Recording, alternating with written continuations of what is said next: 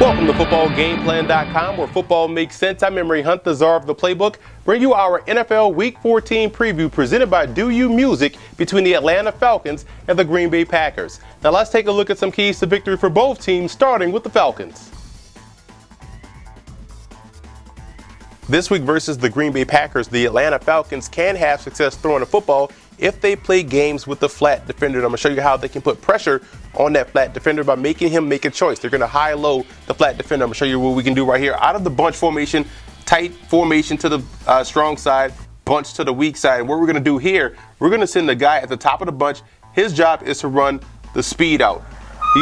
He's running the speed out because we have the guy on the inside of the bunch running the corner. So now you see where the flat defender has to make a choice. And you also see where you can influence one-on-one coverage. Either you're going to have the inside guy running one-on-one with the strong safety, or a safety and the guy at the top of the bunch running one-on-one with the corner. That's what you want. And now we're going to take the guy on the outside of the bunch. We're going to bring him over on the post, running toward the middle of the field. What that's going to do is hopefully get this safety caught in the wash and create an opportunity for this guy running to the corner. Or you have a big play waiting down the middle of the field with the post. Because what we're going to do on the backside, you're going to bring the tight end. He's going to show block and come over the top on an over route. Now this safety has a choice. Either he's going to squeeze this in route, or he's going to get over top of the post. Still creating a one-on-one opportunity on the weak side, where the guy running the corner and the guy running out. We're going to fake the handoff here, fake counter. And we're waggling out Matt Ryan, bringing the guard with him for extra protection. So now he has a 1, 2, and possibly 3 read. This is just a clear out route. You're really not going to hit this post. You're trying to draw coverage away with the guy going across the formation. So that's one way they can put pressure on the flat defender this week versus the Green Bay Packers. And if they're able to make plays consistently throwing the football, the Falcons can win this game. This week versus the Atlanta Falcons, it's all about pressure for the Green Bay Packers. And one way they can get pressure is with the gumbo blitz, which is a weak side blitz where you have the weak side 5 technique spying the near back to his side, opposite of a banjo blitz where you're combo covering the tight end to the strong side. So I'm going to show you how they can get pressure with the gumbo blitz and being able to play showing cover 2, but it's really going to be cover 1. Man, you're going to be manned on the outside. We're sending strong side, weak side pressure with the corner. So as the cadence starts to wind down, you're going to see him creep close to the line of scrimmage, and he's coming off the outside. And as he's creeping toward the line of scrimmage, you're going to see the safety creep over, because now he's responsible, man up on that wide receiver. Now what we're going to do with the backer, his job is to shoot this A-gap. We're going to loop him around and shooting the A-gap. Again, getting pushed, but still spying the near back. If this back goes here, that's his job to cover this guy. And we know the Falcons don't run split back sets. This is more instructional purposes for this guy. The near back could be a slot guy that's going this way, and the bubble screen is still the 5 technique's job to get out there, because this is a blitz. So now we're going to do the inside linebacker. His job is to shoot this B gap here. So now you're putting this guard in the bind. He's going to have to make a choice, because you're also going to influence his back to stay inside and pick up one of these free blitzers. Now the nose tackle job is to get a good push and drop into hook the curl zone, because we're sending the inside backer to the strong side as well. His job is to shoot, boom, the C gap. We're slanting the 5 technique inside, and we're also getting this guy to get a good bump on the tight end and dropping back into his curl out responsibilities. Safety's dropping in the middle of the field to replace the safety that's going to cover the wide receiver to the weak side, because we're sitting in the corner. And that's how you see we can get pressure on Matt Ryan. Weak side pressure, putting pressure on that guard, slanting the 5 technique, looping around the inside backer to the strong side in that C gap, and we're also sending the corner. So forcing a quick throw, trying to get creative in your blitz packages, and trying to help the Green Bay Packers finally start to get pressure on the quarterback, because that's how they're going to have to win this game. They're going to have to get in the face of Matt Ryan, and if they can do that, they can have a lot of success and come away victorious at home.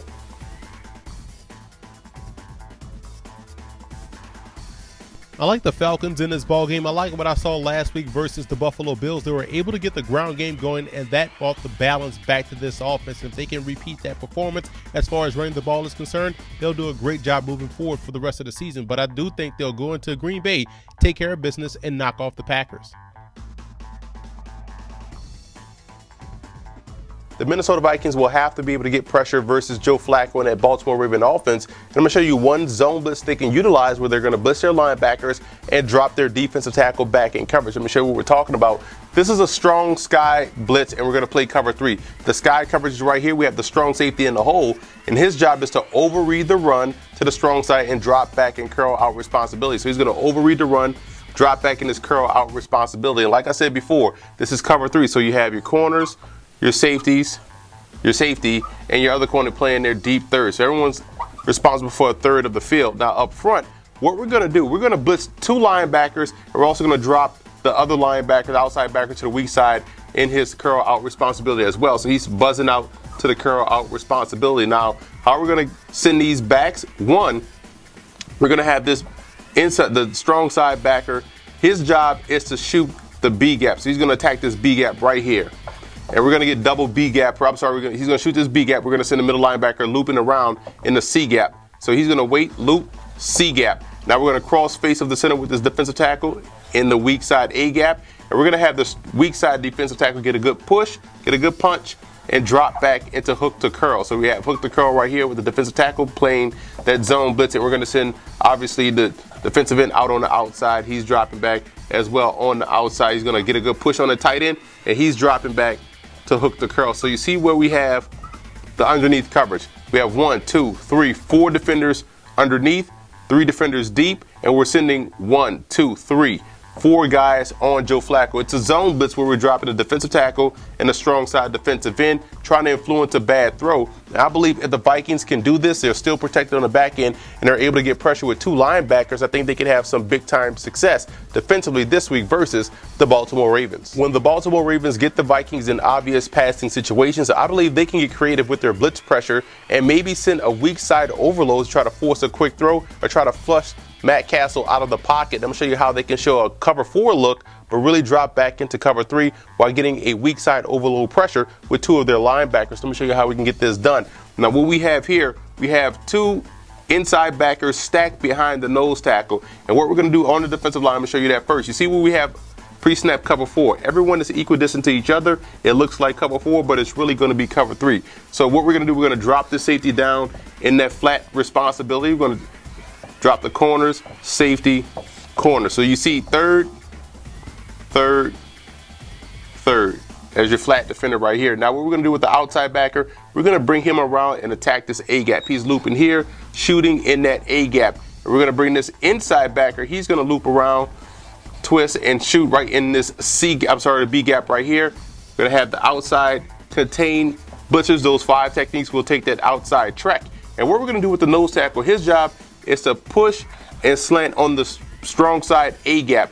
And now we're going to take the middle backer, like I said before, he's dropping in the middle of the field. So you have your flat, you have your middle defender, and now the backer here is going to the flat as well. So you see how you can get creative with an overload blitz to the weak side. You have 1, 2, 3 guys going weak side pressure, 2 guys on the strong side, and we're still in basic cover 3 coverage where it looks like cover 4, trying to influence a quick decision or a bad throw by Matt Castle. I think if the Ravens can do this week versus the Vikings, they can have a lot of success defensively. I like the Ravens in this ball game, and what will be a defensive battle. The Ravens defense will do a great job in slowing down Adrian Peterson just enough to where you're going to force Matt Castle to beat you throwing the football, and I don't think he can do that. So I'll take the Ravens to knock off the Vikings at home.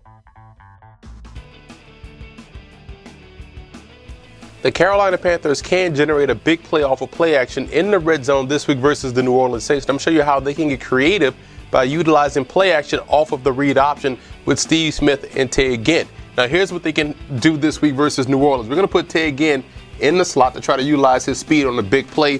We're going to put Steve Smith on the outside, giving the illusion that he's coming around for an end around. And what we're trying to do, we're going to fake the read option here. We're going to have Cam Newton fake that read option, fake the end around, and bootleg to the strong side where the tight end is. But all the action will show this way. It's going to show read option. You're going to see Steve Smith come in motion.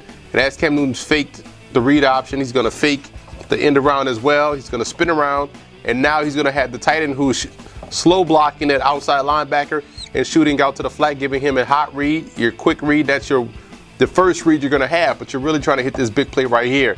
Now on the backside, we're going to have the receiver run a post, hopefully taking away the strong safety and taking that corner with him. And we're running TENvDEN, who has a lot of speed across the formation, and that's where we're trying to go. We're trying to high-low the corner and trying to put the free safety in the bind to where he has to make a decision. Because remember, as Steve Smith comes around, you're going to see Flo go this way. Flo is going this way.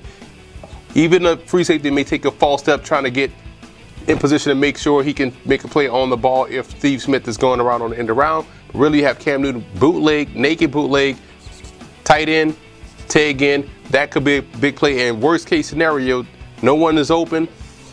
Newton continues to run up the field and utilizes his legs. So I think that's how, off of play action, utilizing the fake read option, the fake end around, the Carolina Panthers can have some success this week versus the New Orleans Saints. And if they can do this in the red zone, they can come away with 7 instead of 3, and we know how much you need touchdowns to knock off New Orleans. This week versus the Carolina Panthers, the New Orleans Saints will primarily see a lot of cover 3 when they go to their spread set. And I'm showing you how they can attack that cover 3 by attacking the strong safety in the seam. And what we're going to do here, we're going to line Jimmy Graham right here in the seam, and we're going to read the responsibility of the strong safety. Now, cover 3, you know, everyone has their deep third, and you know these guys are responsible for the flats. So what we're going to do, we're going to run a seam right here with Jimmy Graham.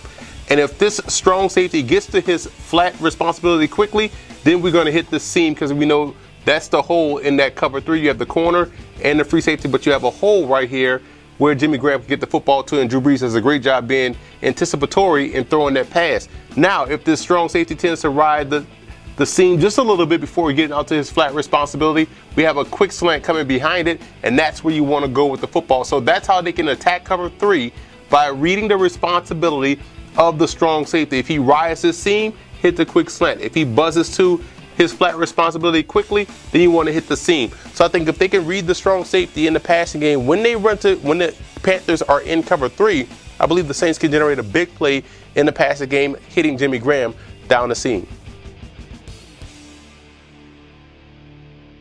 I like Carolina in this ballgame. In my opinion, this is a football team that has similar matchup advantages over New Orleans, as did the Seattle Seahawks. So defensively, what you're going to see is a lot of pressure on Drew Brees from the inside. Their 2 defensive tackles should do a great job versus the Saints interior. And on offense, look for a lot of counter, a lot of power, a lot of lead ISO. And I think the Panthers will do a great job going on the road and knocking off the Saints. The Seattle Seahawks do a great job in running the read option. I think this week versus San Francisco, the play action pass off the read option could generate a big play in the passing game. I'll show you how they can get this done. And what we're going to do here, we have the shotgun set. We're going to run the fake read option to this side. Now on the back side, what we're going to do, we're going to send the receiver in the slot down the seam. Send the receiver down the seam. We're also going to send this guy across the field. That's trying to draw the strong safety. And we're also rolling Russell Wilson out as well once he fakes the handoff, and we're bringing a friend along with him. That guard's going to pull around to give him some help in case someone is coming on immediate pressure. And now what we're going to do with this tight end on the strong side, he's going to slow block this 5 technique, get out there in the speed out, and we're also going to run the receiver on a post corner. Now what we have 3 receivers threatening one area. So now you're going to put the strong safety in the bind, you're going to put the corner in the bind, and you're also going to have this free safety have to make a decision. Either he's going to get on top of this seam, or he's going to have to try to chase and squeeze this over route. Either way, Russell Wilson has a big play waiting to happen, because let's just say the strong safety follows this, corner squats underneath or squats here. Now you have the overall running with the free safety, or if the free safety is taking this away, now you have the big play deep down the field. He's going to set up right outside shoulder of where the tight end is going to release. And if push comes to shove, we know he's an athlete. We know he can do a lot of damage with his legs. That's his last resort to take off and run. So I think utilizing the play action pass off the read option this week versus San Francisco could be beneficial for the Seattle Seahawks in that offense. In order for the 49ers to have success this week defensively versus Seattle, they're going to have to communicate in the secondary. The Seahawks are a team that love to run deep rub routes where they force cornerbacks and safeties to make a decision, thus rubbing one off, and one guy is going to be open deep down the field. So I'm going to show you how they can communicate effectively this week to get the job done. When the Seahawks are in a twins formation and the alignment of the slot and the split receiver are close, and they run sort of something like this. They love to run these weave routes where you're going to kind of get caught in the wash. when they're tightly aligned like this, the safety and the corner has to make a combo call, which means, okay, now this guy is threatening my area. I'm going to take him, and you take the guy that's going on the outside. Now, because, again, if they were trying to play man, the safety would get picked off by this route, and this play would be wide open deep down the field. Now, let's say they have an 8-yard split. Say this is 8 yards apart. Now they're wide enough to where if they run the same combination, you as a defender, as a safety, you guys are going to make a man call, which means, okay, you can stay with your man. I have enough time to get over top on this route here. So that way you don't get caught in the trash. That way you don't get picked off. And that way there won't be a big play deep down the field. And I think if they can communicate effectively in the secondary, it'll put them in great position to make a play on the ball and hopefully come away with a turnover this week versus the Seattle Seahawks. I like San Francisco in this ball game. This is a healthier 49er team than what we saw earlier in the season when Seattle blew them out. Now you have Michael Crabtree back in the fold as well as Mario Manningham. So that just balances the passing game and balances the field. So now you have 3 guys out there at receiver, plus your tight end in Vernon Davis is going to make them that much more tougher to defend. So I like the 49ers offense going against that Seahawks defense. They're going to expand and attack the individual matchups in the slot. And on defense, they're going to be able to rotate guys. They're getting healthier on that side of the ball as well. So I think this is a very good football team right now as opposed to what we saw. So I think they'll knock off Seattle at home.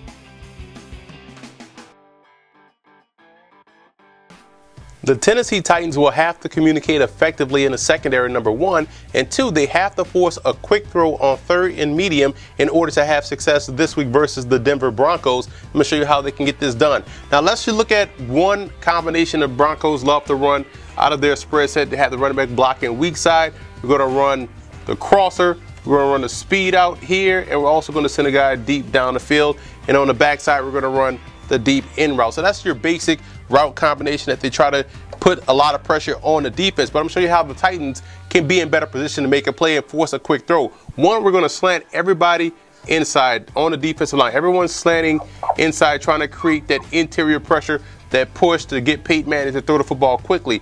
Now let's see how we're going to play on the backside. We're also going to have this Mike linebacker get double A gap pressure as well. He's shooting the gap here. Now if this guy goes out, that's his responsibility, but this guy stays in and blocks.